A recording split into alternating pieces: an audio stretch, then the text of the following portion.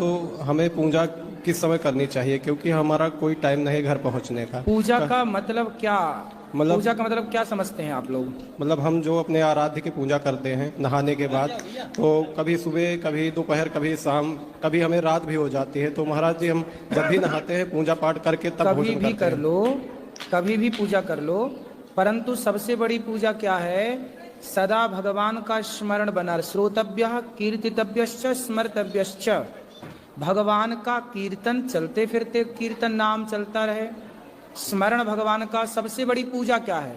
बैठ के घंटी हिलाना, माला जपना, इसको ही लोग पूजा समझ बैठे हैं। जबकि पूजा का मतलब है कि आप कहीं भी रहें, काम करें, लेकिन अहरनिश वाणी भगवान का नाम लेती रहे और ध्यान भगवान का रहे।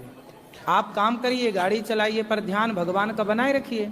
और जैसे माँ काम करती है पर काम करते हुए अपने पुत्र को याद रखे रहती है, उसी तरह काम करते हुए भगवान को याद रखे रहना, यही तो भक्त की भक्ति है। महाराज जी, एक समस्या और है। जब हम आंख खोल के भगवान का भजन करते तब हमारा मन लगता है, और जब हम आंख बंद करके करते तो हमारा मन भटक जाता है। खोल के करो, क्या दिक्कत है? भगवान तो आंखें खोल के देखो या बंद।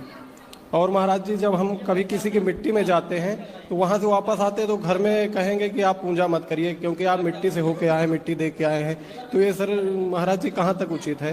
पूजा करना चाहिए या किसी नहीं की करना मिट्टी चाहिए? में जाओ तो स्नान कर लो, स्नान के बाद फिर आप मानसिक पूजा कर लो उस दिन, अगले दिन से करो। सूतक ना हो तो, सूतक है तो सूतक के नियम का पालन करो। और महाराज जी, जब वहाँ शमशान में मिट्टी जलाई जाती है तो वहाँ पे जो है वो मिट्टी को बांस से किसी तरह उठा के कहीं सिर फोड़ते हैं, कहीं पैर उठा के डालते हैं। उसमें महाराज जी मुझे बहुत कष्ट होता है। तो क्या ये उचित है? सिर फोड़ने की, सिर कपाल क्रिया करने की तो विधि है ना। कपाल सिर फोड़ के घी भरा जाता है। इसके पीछे का कारण यह है कि जो हमारी खोपड़ी होती है ना, यदि ये खोपड़ी किसी तंत्र विद्या वालों को मिल जाए, तो आपने देखा होगा तंत्र साधना करने वालों के पास खोपड़ी होती है, होती है। हाँ महाराज। यदि आपकी खोपड़ी किसी तंत्र विद्या वाले को मिल जाए और वो आपकी खोपड़ी से तंत्र साधना करे और उसका मिसयूज करे, तो आपकी खोपड़ी के कारण मिसयूज हुआ। इसलिए हमारे यहाँ चिता छोड़ी नहीं जाती, इसलिए चिता जलती है तो कपाल क्रिया करके खोपड़ी फोड़ी जाती है और घी भरा जाता है, ताकि किसी व्यक्ति के द्वारा आपकी खोपड़ी हाथ ना लग जाए और वो आपकी खोपड़ी का मिसयूज ना करे। इसलिए कपाल क्रिया होती है। इसके और भी कारण हैं। ठीक है, महाराज जी धन्यवाद। हाँ। चिता पे जलता हुआ व्यक्ति, खासकर ब्राह्मण की खोपड़ी, कोई ब्राह्मण आदमी मरा है और उसकी चिता जल रही है, अधिकांश जो तंत्र विद्या में खोपड़ी का प्रयोग होता है वो ब्राह्मण की खोपड़ी का प्रयोग होता है अधिकांश। इसलिए सबको ही खोपड़ी जलते समय कपाल क्रिया करके खोपड़ी फोड़ने का विधान है। इसलिए जो विधान है वो सही है, उसके पीछे का रहस्य है जी। महाराज जी, जो लोग दफन करते हैं उसको, मतलब मिट्टी को जमीन में गंगा जी के किनारे दफन करते हैं, तो क्या वो उचित नहीं है दफन करना? दफन करना उचित है, लेकिन कई बार जो खोपड़ियां पाई जाती हैं वो दफन वालों की ही साबुत मिल जाती हैं। जलने वाले की खोपड़ी साबुत तो मिलना कठिन है, तो तंत्र विद्या वाले उन्हीं दफन वालों को बाद में खोद के निकाल लेते हैं। तो आपकी उस हड्डी का मिसयूज कभी भी हो सकता है। इसलिए हमारे सनातन में जलाने का ही विधान है। महाराज जी बहुत यदि दफनाए हैं तो फिर उसकी सुरक्षा सदा के लिए बनी रहे, 4-5 साल 10 साल तक तो बनी रहे। बहुत बहुत धन्यवाद महाराज जी। राधे राधे जी। राधे राधे गुरु जी। जी। मैं बिहार के मोतिहारी जिले से 400 किलोमीटर यात्रा करके और उसके बाद लखनऊ से साइकिल बेच करके और वहाँ से ट्रेन से आया हूँ। साइकिल काहे बेच दी? साइकिल काहे बेच दी? थोड़ा पैसे का प्रॉब्लम हो गया ना, 5 दिन तक चला है। उसके बाद जो होटल में खाना खाते थे तो बहुत ज़्यादा पैसा लगता था, तो 400 में बेच दिया। उसके बाद यहाँ से ट्रेन से आए लखनऊ से।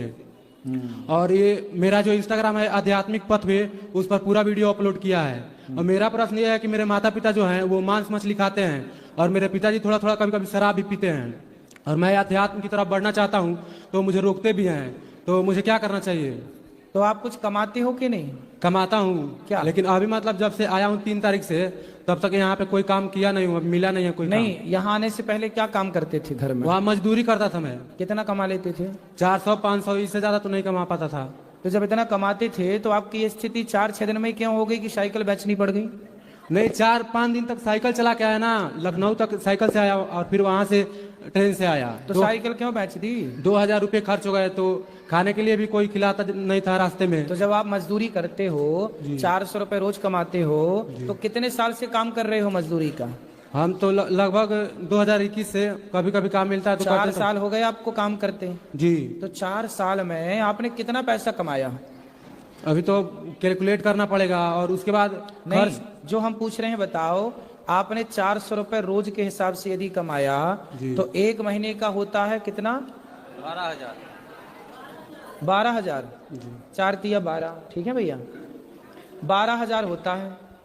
तो 12,000 रुपए महीने यदि आप कमाते हैं तो 12,000 रुपए महीने के हिसाब से आपने 3 साल 4 साल खूब काम किया, तो कहाँ है वो पैसे? जी, वो घर बनाया ना पिताजी, तो उसमें लगाया, कुछ कर लेकर के भी बनाए थे तो वो सारा पैसा पिताजी को दे देते हो? हाँ, अपने पास नहीं रखते हैं कुछ। तो पिताजी क्या करते हैं? वो घर बनाए थे तो अभी तो 2-2.5 लाख रुपया कर्ज था तो वो पूरा हुआ है। पिताजी काम क्या करते हैं? वो लाइन का काम करते हैं, मिस्त्री हैं उसमें। तो पिताजी जो काम करते हैं वही काम आप नहीं करते? नहीं, वो हम काम नहीं करते ना। वो ऐसा है कि समय बर्बाद ना करो, यहाँ वहाँ भटकने से कुछ ना होगा। मेहनत करो, पैसे कमाओ और पैसे कमाकर अपने माता पिता की जरूरतें पूरी करो, अपनी जरूरतें पूरी करो, और पैसा बचे तो किसी भूखे को भोजन कराओ, प्यासे को पानी पिलाओ, अच्छे काम में पैसे लगाओ। व्यर्थ में भटकने से कुछ ना होगा जी। पैसे, जो व्यक्ति अपने समय का दुरुपयोग करता है वो सबसे अज्ञानी है। जो व्यक्ति अपने समय का सदुपयोग करता है, ये तुम्हारी जो उम्र है यही उम्र तो कमाने की है जी। ये उम्र बढ़िया बिंदास कमाओ, पैसा कमाओ, पैसे जोड़ो, अपने पास रखो पैसा। कितने भाई हैं आपके? 2 भाई हैं। दोनों कमाओ जी। और बड़ा भाई का शादी भी हो गया और पापा जी कभी कभी पी करके आते तो झगड़ा भी होता है घर में, तो मेरा मन घर पे नहीं लगता है। घर पे नहीं लगता, आप घर से ठीक है दूर रहो, कोई दिक्कत नहीं है जी। लेकिन कमाओ और पैसे अपने पास रखो। आपको अपने पैसे अपने पास ही रखना चाहिए जी। ठीक है गुरुजी, कुछ ऐसा आपके पैसे यदि आपके पास होते जी तो बुरे वक्त में कहते ना, विद्या कंठ की जी। और पैसा गंठ का ही काम आता है। जी। ठीक है, काम करो, पैसे कमाओ। तो गुरुजी, उनको कोई ऐसा संदेश दीजिए कि वो मांस मछली छोड़ दे। कौन? मेरे माता पिता। उनको ले आना, हम समझाएंगे जी। वो क्यों ये पाप कर रहे हैं, उनसे पूछेंगे। ठीक है, राधे राधे गुरुजी। गुरुजी, आपसे, आपकी वाणी के माध्यम से, क्योंकि आपको काफ़ी लोग देखते हैं, काफ़ी लोग फॉलो करते हैं, तो मैं आपसे निवेदन करना चाहूँगा एक कि आज के समय में जो बच्चे हैं, चाहे 2 साल से लगा करके 10 साल के, वो बहुत अत्यधिक मोबाइल का उपयोग करते हैं। तो आपके द्वारा, और आपको लोग मानते हैं आपकी बात को, तो आपसे निवेदन करना चाहूँगा कि आप कुछ ऐसी अपनी वाणी से कुछ इस तरह से समझाइए कि बच्चे जितना ज़्यादा से ज़्यादा हो मोबाइल से दूर रहें। देखो, बच्चे मोबाइल से क्यों चिपके हुए हैं, इसका कारण है कि दोष बच्चों का नहीं है, माँ बाप ज्यादा चिपके हैं मोबाइल से। दिन भर माँ मोबाइल चलाती है, दिन भर पिता मोबाइल चलाता है, तो बच्चे माँ बाप को मोबाइल चलाते देखते हैं, तो बच्चे जो देखते हैं वही तो करते हैं जी। यदि माँ बाप मोबाइल काम के लिए प्रयोग करें और बाकी समय गीता पढ़ें, रामायण पढ़ें, तो जब माँ बाप को पढ़ता हुआ देखेंगे बच्चे, तो बच्चे अपने आप पढ़ने बैठ जाएंगे कि भाई ये पढ़ रहे हैं तो हम पढ़ेंगे। आपको चाहिए कि आप, माँ बाप को चाहिए कि आप लोग कम देखें मोबाइल, आप लोग पढ़ाई करें, बच्चों के सामने गीता पढ़ें, इससे बच्चों में पढ़ने के संस्कार जाएंगे। अब हम लोग बच्चों से तो कहते हैं कि बेटा पढ़ो, पर स्वयं चलाते हैं मोबाइल। जब हम मोबाइल चलाएंगे तो बच्चे कैसे पढ़ेंगे, उनका भी मन, बच्चे तो बच्चे हैं, चंचल हैं। इसलिए पढ़ने का माहौल कैसा होगा, आप भी पढ़ें, हम भी पढ़ें, तब बच्चे पढ़ेंगे। हम जो करते हैं वही बच्चे करने का प्रयास करते हैं। ठीक है गुरुजी, राधे राधे। राधे राधे। ना बेटा, अपने गांव में बालाजी के मंदिर बनवाने जा रहा हूँ, हैं? बालाजी के मंदिर बनवाने जा रहा हूँ और अपने जिला के नाम में बदलने चाह रहा हूँ। मेरे जिला का नाम है आजमगढ़, आजमगढ़ है। और लेकिन हमारे गांव में कुछ लोग विरोध कर रहे हैं, कुछ लोग विरोध कर रहे हैं, बोल रहे हैं कि नहीं, ये नहीं बनना चाहिए, ये नहीं बनना चाहिए। कोई बात नहीं, आप करते रहो कार्य, बनेगा क्यों नहीं।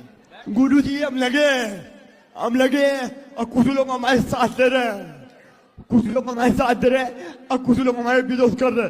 और हमारे गुरु जी ने आज्ञा दे दिया, बागेश्वर बाबा, सही है, बागेश्वर बाबा ने हमारे आज्ञा दे दिए हैं। ठीक है, आपका कार्य भगवान पूरा करें, यही प्रार्थना है।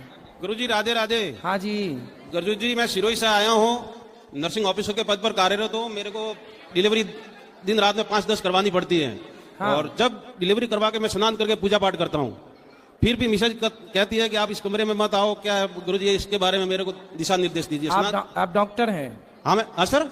आप डॉक्टर हैं? हाँ कंपाउंडर हूँ सर। अच्छा, तो क्यों मना करती हैं पत्नी? वो क्या सूतक लगता है, पूजा पाठ नहीं कर सकते। ना, आपको थोड़ी सूतक लगा, जिसके बच्चा हुआ उसको सूतक लगा। आपका तो कार्य है, आपका कोई सूतक नहीं है। आप तो अपना पूजा करो, भगवान में मन लगाओ। जी गुरुजी। पत्नी आई है? हाँ गुरुजी आई है। तो समझा देंगे, बात कराओ। आ जाओ। आ जाओ, इनकी पत्नी कहाँ है? बताओ, आप हैं इनकी पत्नी? हेलो, राधे राधे महाराज जी। पति को पूजा काहे नहीं करने देती हो मैया? वो डिलीवरी करा के आते, सब जगह घूमते हैं, तो मैं मना करती हूँ गुरु जी। हैं? डिलीवरी करा के आते फिर सब जगह घूमते हैं, मैं कि घूमना नहीं है, सोते हुए। अरे तो उनका तो काम है ना, जिसके डिलीवरी हुई उस महिला उस परिवार में सूतक लगेगा। आप तो कार्यकर्ता हैं, डिलीवरी कराने वाले डॉक्टर हैं, तो आपको क्या सूतक लगेगा? तो 10 मिनट में डिलीवरी कराती है, 10 मिनट में घर आके पूजा करते, 10 मिनट में आके पूजा कर लेते, डिलीवरी करा के। भगवान की पूजा तो सब समय कर सकते हैं, भगवान से प्रेम, भगवान की पूजा। अच्छा ये बताओ, और कोई मरता है तो ही आके 10 मिनट में आके घर के पूजा करते हैं, इसको अच्छा ये बताओ, कोई नर्स है और वो बच्चों की डिलीवरी करा रही है, महिलाओं के सब कार्य कर रही है, और तभी उस नर्स का अपना बच्चा जो 2 महीने का है और वो रो पड़े, तो वो डिलीवरी करा के तुरंत जाके अपने बच्चे को दूध पिला सकती है कि नहीं? बोलो। पिला सकती है। फिर जब बच्चे को दूध पिलाने का दोष नहीं है, तो जैसे एक माँ बच्चे से प्रेम करती है ना, उसी तरह भक्त को भगवान से प्रेम करना होता है। यही पूजा है। वो प्रेम होए तब ना पूजा होगी, प्रेम तो है नहीं, तो फिर पूजा का मतलब क्या है? पूजा मतलब ये नहीं कि औपचारिकता, फॉर्मेलिटी। पूजा का मतलब है प्रेम। इसलिए पूजा के लिए कभी निषेध नहीं है, कभी मनाही नहीं है। मेरे को मेरे पति के बारे में बोलना है, क्योंकि वो शराब बहुत पीते हैं। तो उनका कहना था कि वो 4 साल से भागवत देख रहे हैं, लेकिन उनका कहना था कि जब मैं अनिरुद्धाचार्य महाराज के पास जाऊंगा, दीक्षा लूंगा, तभी शराब छोड़ूंगा। तो कहाँ है मेरे साथ ही है। बात कराओ। राधे राधे गुरु जी। कैसे हैं भैया? सब ठीक है। तो महाराष्ट्र नागपुर से आया हूँ। तो आप शराब छोड़ दोगे? हाँ। कब? जब तुम्हारी दीक्षा लूंगा तब। कब लोगे? कल भी ले सकता हूँ, आज भी ले सकता हूँ। कल सुबह 8 बजे। 8 बजे? ठीक है। ठीक है। खुश रहिए। ये अच्छा है, बढ़िया है। देखो शराब। राधे राधे गुरुदेव। राधे राधे गुरुदेव, मैं जम्मू से आई हूँ। जम्मू? हाँ जी। बताइए। तो मेरा तो कोई प्रश्न नहीं है, बट मैं आपसे मिलना चाहती थी। तो मैं 5 बजे भी यहाँ पे आई और आपकी कथा चल रही थी। तो मेरे साथ कुछ लोग आए हुए जम्मू से, पर वो यहाँ पे बैठना ही नहीं चाह रहे थे। मैं उनके साथ वापस चली गई। जस्ट वापस पहुंची, देखा तो आप फिर से यहाँ पे बैठे हो। मेरी ख्वाहिश थी कि मैं आपसे मिलूं, क्योंकि मेरी मम्मा 4-5 साल से लगातार डे और नाइट आपकी कथा सुनते हैं, और वो अभी भी लाइव देख रहे हैं आपकी कथा। तो एक बार उनको राधे राधे बोलो। बिल्कुल, मैया जी को राधे राधे। और मैं 8 बजे आपसे मिल सकती हूँ? हाँ, अभी प्रश्नोत्तरी के बाद ऊपर मिलेंगे सबको। शुक्रिया। राधे राधे गुरुदेव। राधे राधे महाराज जी, आपके चरणों में मेरा कोटि कोटि प्रणाम है जी। महाराज जी, मेरा पहला प्रश्न ये है कि जैसे सत्यनारायण भगवान की पूजा होती है, तो कलश पर जो नारियल चढ़ता है, उस नारियल का क्या करें? फोड़ के बांट दो सबको प्रसाद। जी महाराज जी। दूसरी, जैसा कि आपने कथा में आज कहा कि आज तक आप लोगों ने सेवा को सुना होगा या पढ़ा होगा, लेकिन यहाँ मैं पहले से जुड़ा हूँ तो प्रत्यक्ष देख रहा हूँ। तो उसी पर हमने 4 पंक्तियाँ लिखी है खुद से, वो मैं आपको सुनाना चाहता हूँ। सुनाओ सुनाओ। राधे राधे।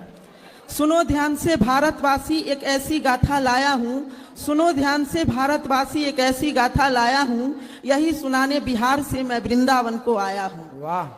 कथा है मेरे गुरुदेव की जिसने परचम लहराया है। कथा है मेरे गुरुदेव का जिसने परचम लहराया है। परोपकार की भावना से सदा मानवता को बचाया है। माँ को पूजा संत को पूजा तुमसा कोई न दूजा है। माँ को पूजा संत को पूजा तुमसा कोई न दूजा है। दिया संदेश इस घोर कलयुग में परोपकार ही पूजा है। वाह, बहुत सुंदर। आपकी गौ भक्ति गौ सेवा से हुआ सारा जग निहाल है। आपकी गौ भक्ति गौ सेवा से हुआ सारा जग निहाल है। और जिसको विश्वास नहीं हो तो देख ले आकर, ऐसा आश्रम सिर्फ गौरी गोपाल है। वाह। चरण वंदना बिहारी जी के चरणों में बारंबार है। चरण वंदना बिहारी जी के चरणों में बारंबार है। इस जगत में वृंदावन की और गौरी गोपाल आश्रम की महिमा अपरंपार है। वाह। अंत यहीं पर करता हूं मैं अपनी वाणी अपने दिल से बोल के, सत्य सनातन हरे कृष्णा राधे राधे बोल के। वाह। राधे राधे महाराज जी। बहुत अच्छे कवि बनो, हम भगवान से यही प्रार्थना